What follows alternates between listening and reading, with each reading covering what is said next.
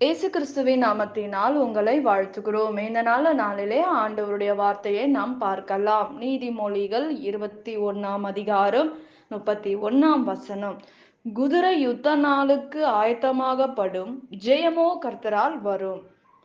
பிரியமானவர்களே, இந்த காலை வேளையில ஆண்டவர் உங்களோட பேசுகிற வார்த்தையை நாம் பார்க்கலாம். இன்றைக்கு ஆண்டவர் நம்மோட பேசிக்கொண்டு இந்த காலை வேளையில ஏசப்பா நம்ம கூட பேச விரும்புகிற காரியத்தை நாம் பார்க்கலாம். இன்றைக்கு நம்முடைய வாழ்க்கையில் ஜெயம் எங்கிருந்து வருகிறது? அற்புதம் எங்கிருந்து வருகிறது? ஊழியக்காரர் இடத்திலிருந்து வருகிறதா, இல்லை எந்த மனுஷனிடத்தில் தேடி ஓடிக்கொண்டிருக்கிற மனுஷன் கிட்ட இருந்து வருகிறதா என்று நாம் பார்க்கிறோம். நம்முடைய வாழ்க்கையில் இந்த மனிதரிடத்தில் போனா என்னோட பிரச்சனை மாறுமா, இந்த மனுஷிக்கிட்ட நான் ஓடினால் என்னுடைய காரியங்கள் மாறுமா என்று ஓடிக்கொண்டிருக்கிற உங்களுக்கு ஆண்டவர் சொல்லுகிறார், ஜெயம் கர்த்தரிடத்தில் வருகிறது. ஜெயம் யாரிடத்தில் வருகிறது? நீங்கள் வீட்டில் அமர்ந்து ஜெபிக்கும் போது ஆண்டவர் சில மனிதர்களை மறைத்து வெளிப்படுகிறதை நாம் பார்க்கிறோம். ஆனா இந்த நாட்களில் அநேகர் நிமித்தமாக திருமண காரியத்துக்காக ஒரு மனுஷனை நோக்கி நம்ம ஓடலாம். மனுஷங்க நம்மை வழி நடத்த முடியாது. சில காரியங்கள் நமக்கு நல்லதாக நடக்கலாம், ஆனால் சில காரியங்கள் நமக்கு பிரச்சனையாக முடிந்து விடுகிறதை அநேகருடைய வாழ்க்கையில் நாம் பார்க்கிறோம். பிரியமானவர்களே, ஜெயம் யாரிடத்தில் இருந்து வருகிறது என்று ஒரு விஷயம் யோசிச்சு பாருங்க. கர்த்தரிடத்தில் நீங்க ஆண்டவரை முழுமையாக நம்பும் போது,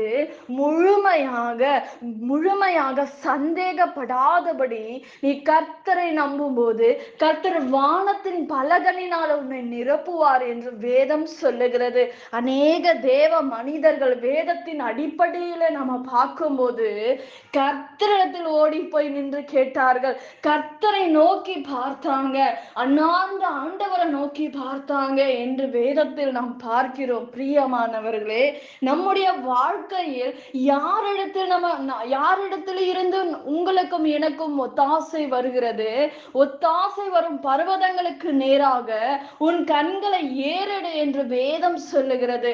வானத்தையும் பூமியும் உண்டாக்குன கர்த்தரிடத்தில் இருந்து வருகிறதை நாம் பார்க்கிறோம். பிரியமானவர்களே, இன்றைக்கு ஜெயம் யாரிடத்திலிருந்து வருகிறது? நம்முடைய வாழ்க்கையில் கர்த்தரிடத்தில் மாத்திரம் தாங்க ஜெயம் வரும். எந்த மனுஷனை நம்பி ஓடினாலும், யார் உங்களை நடத்தினாலும், நீங்கள் ஆண்டவரிடத்தில் ஒப்புரவாகும் போது வானத்தையும் பூமியை உண்டாக்குன கர்த்தரை நோக்கி நீ பாரு, அவர் உங்களுக்கு உதவி செய்வார் என்று வேதத்தில் நாம் பார்க்கிறோம்.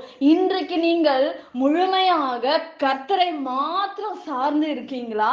கர்த்தரை மாத்திரம் சார்ந்து நீங்க கேட்கிற விண்ணப்பத்துக்கு ஆண்டவர் பதில் கொடுக்கல என்றால் நீங்க கேட்கலாம்.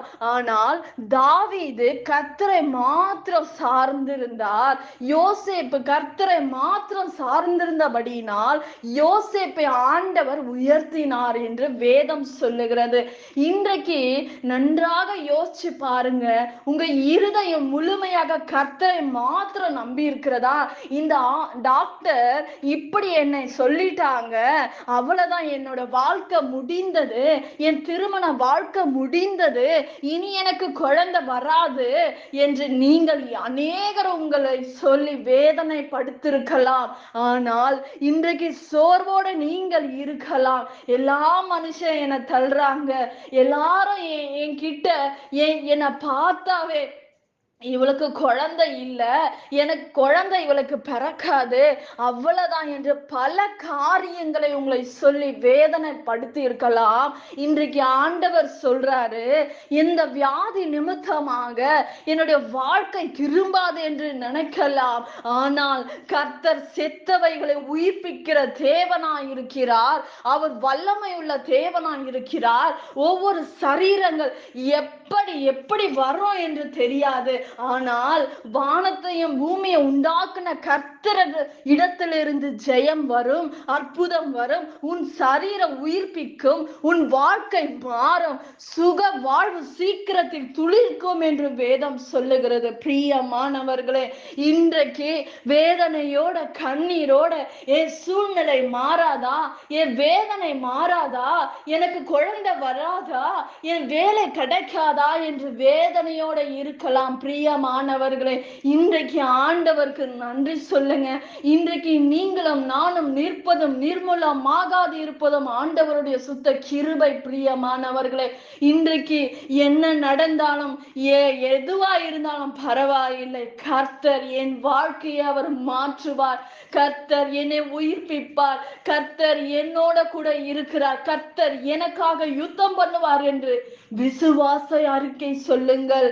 ஆண்டவரை திட்டாதீங்க, ஆண்டவரை முறுமுறுக்காதீங்க, ஆண்டவரை கேள்வி கேட்காதீங்க. இன்றைக்கு ஆண்டவர் உங்களோட இடைப்படுகிறார். ஜெயம் யாரிடத்திலும் வராது.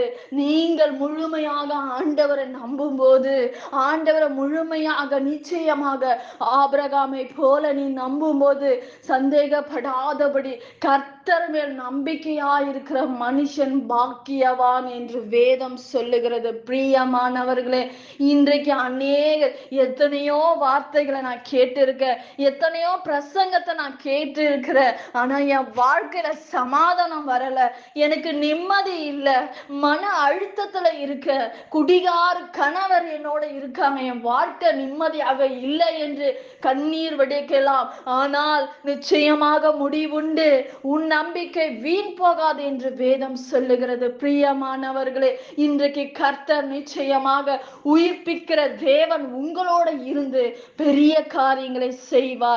நாம் ஜெபிக்கலாம். பரலோகத்தில் வாசமாய் இருக்கிற அன்பின் பிதாவே, உங்க நாமம் மகிமைப்படுவதாக, உங்க ராஜ்யம் வருவதாக. இயேசப்பா, இந்த அருமையான வேலைக்காக நன்றி. என் தேவ கரை இறங்கும்படி நான் ஜெபிக்கிறேன்ப்பா. தேவ பிரசனை கடந்து வரும்படி அப்பா, இந்த நேரத்துல அப்பா கண்ணீரோட வேதனையோட வெளியே சொல்ல முடியாத வேதனை, உள்ளுக்குள்ளாக இருக்கிற போராட்டங்கள், பாவ காரியங்கள் கர்த்தர் இந்த நாளிலே அவர்களை சந்திப்பீராகப்பா. அவங்க கண்ணீரை தொடங்கராச்சா, அவங்க பிரச்சனையை மாத்துங்கப்பா. ஆண்டவரே, எக்ஸாம் எழுதுகிற பிள்ளைகளுக்கு கர்த்தர் ஞானத்தை கட்டளிடுங்க, நல்ல காலேஜை கொடுங்கப்பா. ஆண்டவரே, பிள்ளைகளோட தேவைகளை சந்திப்பீராகராச்சா. எக்ஸாமில் நல்ல மார்க் எடுக்கணும் ராஜா. ஒவ்வொரு பிள்ளைகளுடைய தேவைகளை சந்திங்க, ஃபீஸ் கட்டுகிற தேவையை சந்திப்பீராக ராஜா. ஆண்டவரே, சமாதானத்தை கட்டளிடுங்க, ஆண்டவரே, சுகத்தை கொடுங்கப்பா, ஆரோக்கியத்தை கொடுங்கப்பா. ஆண்டவரே, பண பிரச்சனைகள் மாறட்டும், லோன் கட்ட முடியாத பிள்ளைகளுக்கு லோன் கட்டுபடி வழிவாசலை திறந்து கொடுக்கும்படி ஏசப்பா, ஜெயமோ கர்த்தரால் வருகிறது என்று நாங்கள் பார்க்கிறோம் ராஜா. அப்பா, உங்க கரத்துல ஒப்பு கொடுக்கிறோம். பண பிரச்சனை நிமித்தமாக சிக்கி கொண்டிருக்கிற பிள்ளைகளை விடுவிப்பீராக. வர வேண்டிய பணங்கள் வரட்டும், வேலை இல்லாத பிள்ளைகளுக்கு வேலை கிடைக்கும்படி நான் ஜெபிக்கிறேன்ப்பா. எல்லாம் தடைகளை மாற்றுங்க. தூக்கம் வராதபடி இருக்கிற பிள்ளைகளுக்கு நல்ல உறக்கத்தை கொடுங்க ராஜா. பிசாசு போராட்டத்திலிருந்து விடுதலை கொடுப்பீராக ராஜா. உங்க கரத்துல ஒப்பு கொடுக்கிறேன். உங்க நாமம் மகிமைப்படுவதாக. இயேசுவின் நாமத்தில் வேண்டுகிறோம் எங்க ஜீவனுள்ள நல்ல பிதாவே, ஆமென். கர்த்தர் தாமே உங்களை ஆசீர்வதிப்பாராக. ஆமென்.